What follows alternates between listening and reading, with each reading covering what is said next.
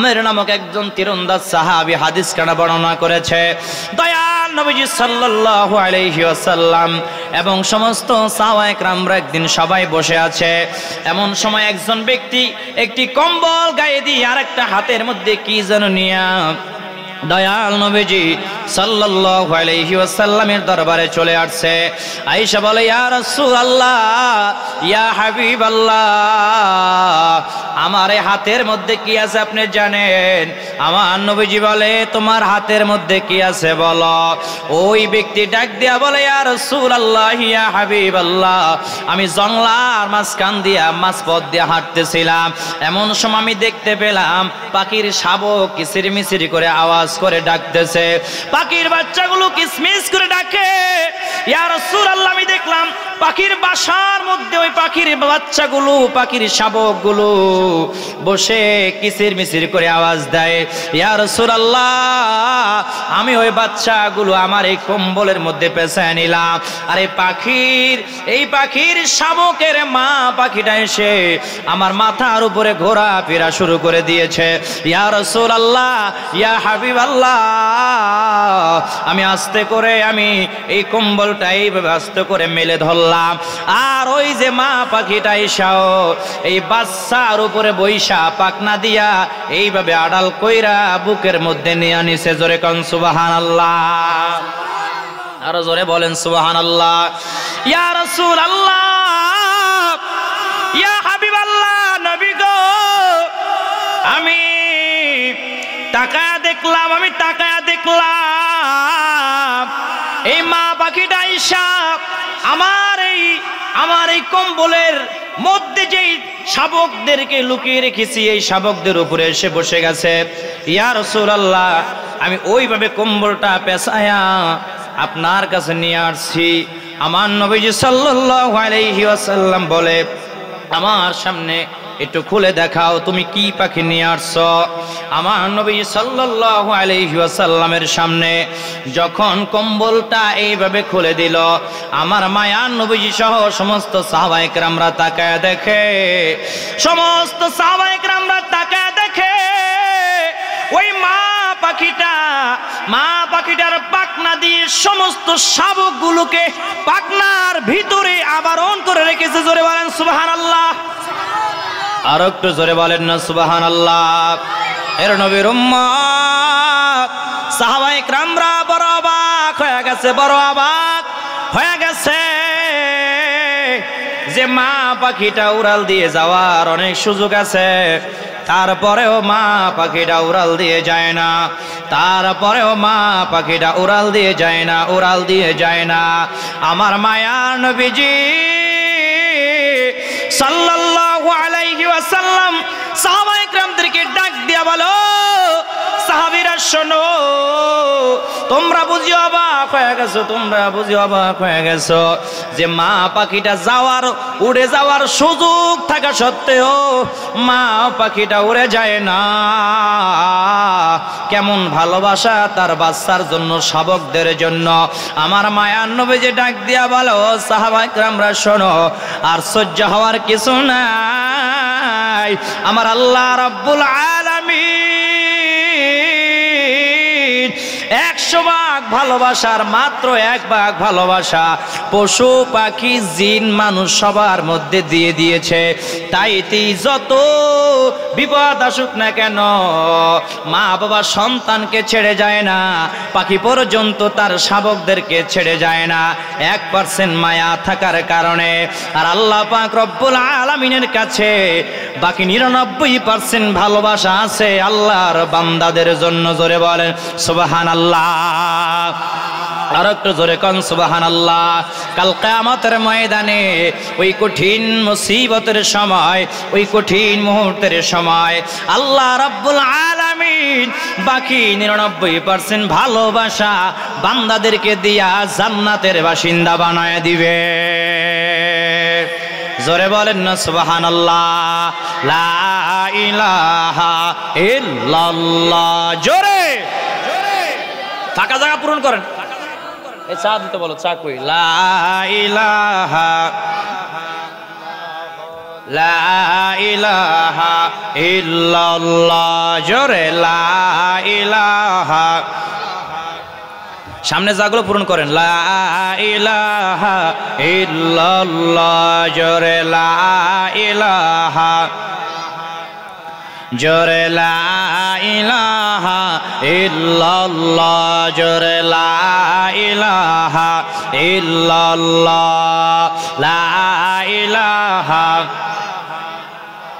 ও আল্লাহর জিকির ছাইর না, ভাই মা বাবার খেদমত ছাইর না, আল্লাহর জিকির ছাইর না, ভাই মা বাবার খেদমত ছাইর না, আমার নবীর দরুদ বইল না ভাই, নবীর দরুদ,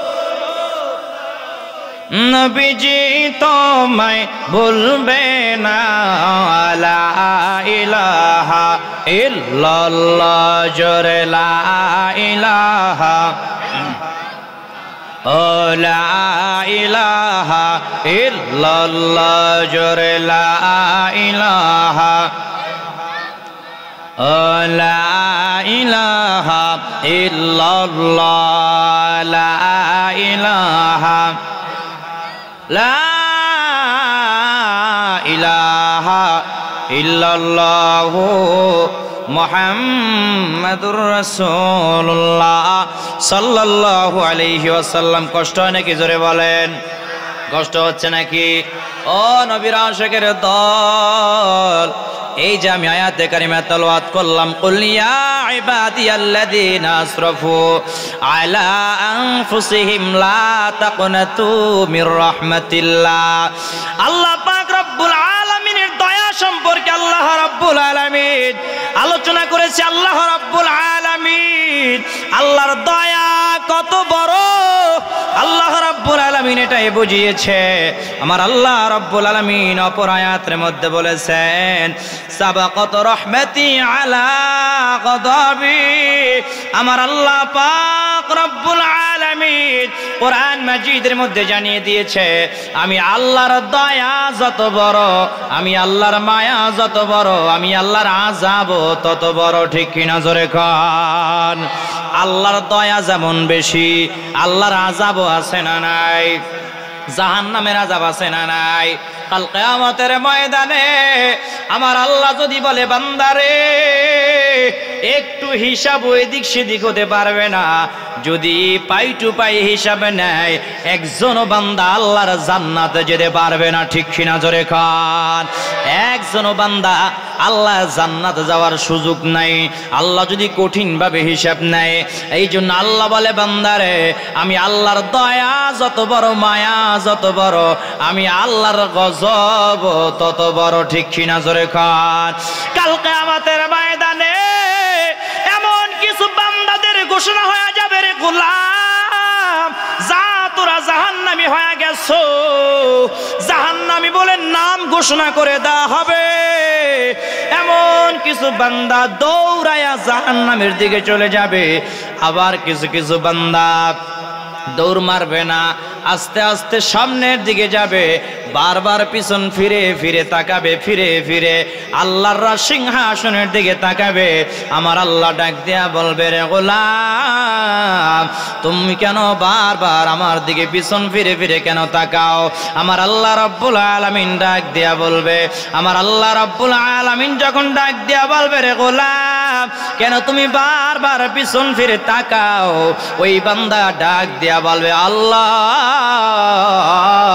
আয় আল্লাহ, আমার বিশ্বাস আছে আমার আল্লাহ যদি আমাকে ক্ষমা কইরা এখনো আমাকে জান্নাতের বাসিন্দা বানায় দিতে পারে, কারণ আল্লাহ আপনার দয়া অনেক বড়, অনেক বড়, অনেক বড়। কুল ইয়া ইবাদিয়াল্লাযীনা আসরাফু আলা আনফুসিহিম লা তাকনাতু মির রাহমাতিল্লাহ।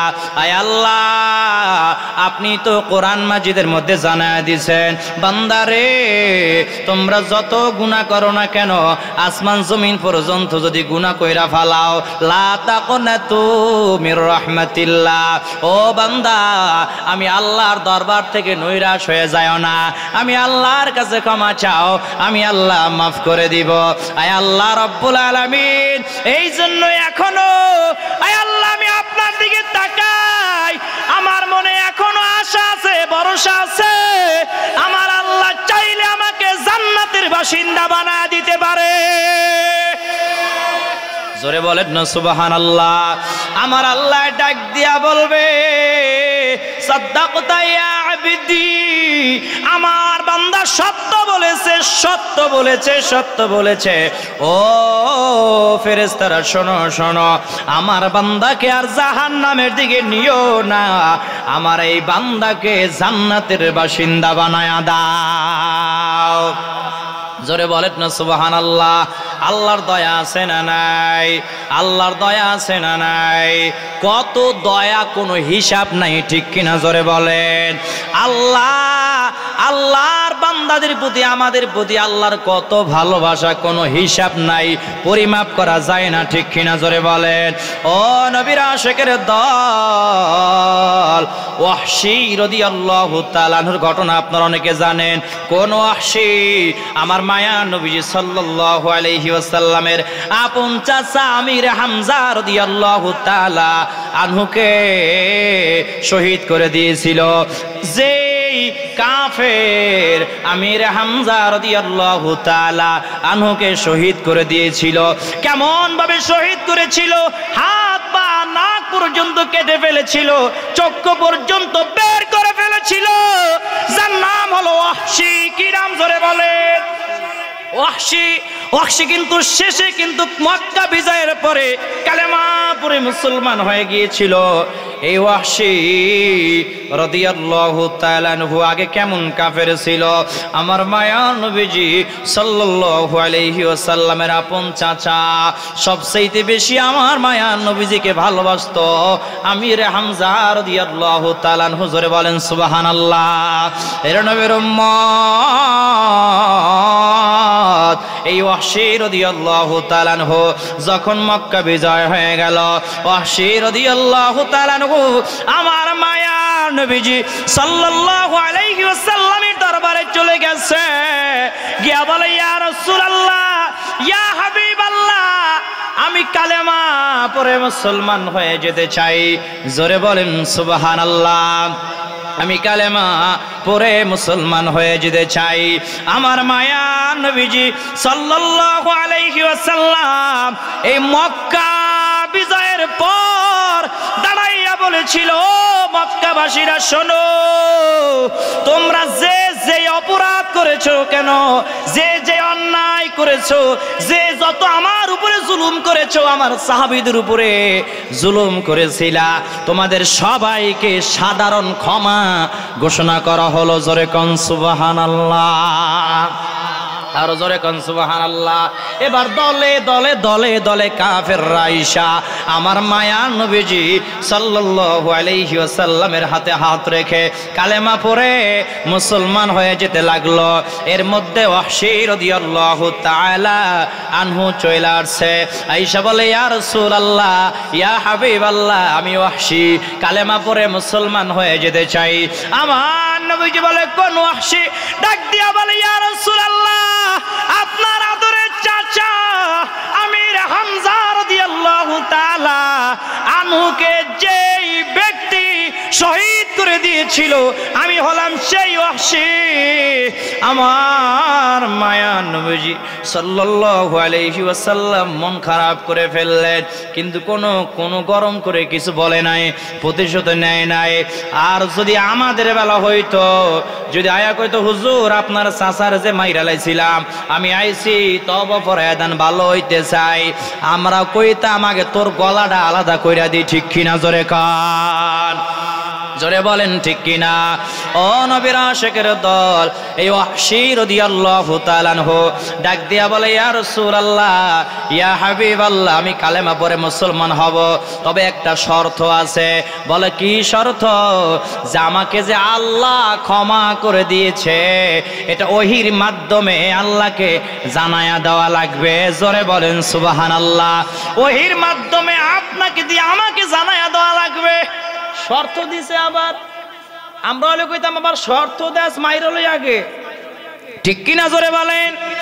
ওয়াহশী রাদিয়াল্লাহু তাআলা আনহুকে আমার মায়ার নবীজি সাল্লাল্লাহু আলাইহি ওয়াসাল্লাম কাছে ডাকলেন। ডাক দিয়া বলে, ও ওয়াহশী, তোমাকে একটা দলিল দেই, তারপরে তুমি এই দলিল শুনে দেখো, তারপর তুমি কালেমা পড়ে মুসলমান হয়ে যাও। আমার মায়ার নবীজি সাল্লাল্লাহু আলাইহি ওয়াসাল্লাম আয়াতে কারিমা তেলাওয়াত করলেন।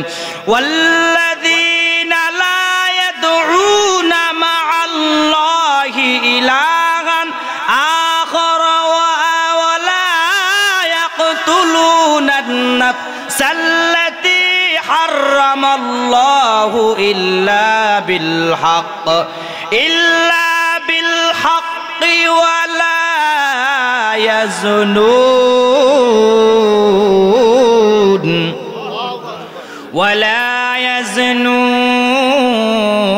ইয়াজনুন আল্লাহু আকবার বলেন। আমার আল্লাহ রাব্বুল আলামিন বলেন,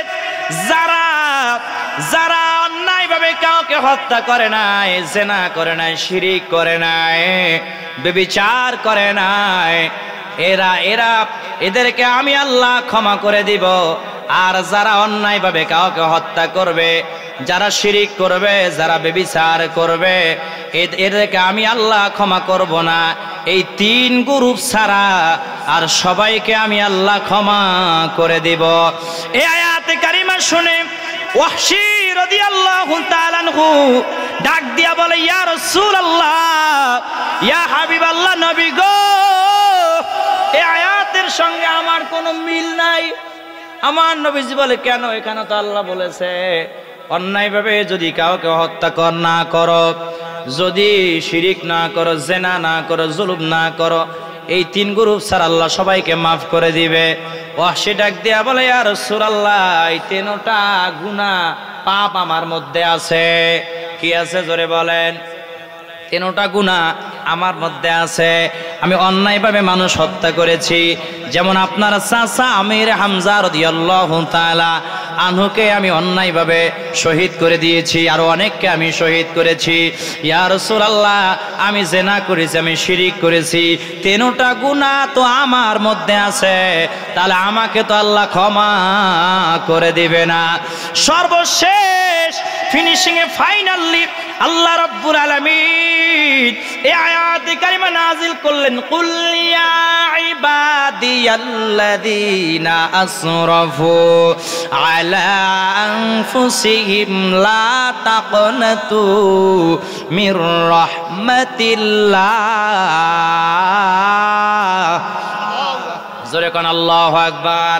আমার আল্লাহ পাক রব্বুল আলামিন এই আয়াতে কারিমা নাযিল করে জানা দিলেন, হাবিব, আপনি तमाम দুনিয়ার মানব জাতিকে জানা দেন, যারা নিজেদের আত্মার উপর জুলুম করেছে, বাড়াবাড়ি করেছে, ওগো আমার হাবিব, আপনি তাদেরকে জানা দেন, বলে দেন, লা তাকনাতু মির রাহমাতিল্লাহ, তারা যেন আমি আল্লাহর দরবার হতে নৈরাশ হয়ে না যায়, নিরাশ হয়ে না যায়, মুখ ফিরায় না নেয়, তারা যেন আমি আল্লাহর কাছে ক্ষমা চায়, আমি আল্লাহ তাদেরকে ক্ষমা করে দিব। জোরে কোন সুবহানাল্লাহ।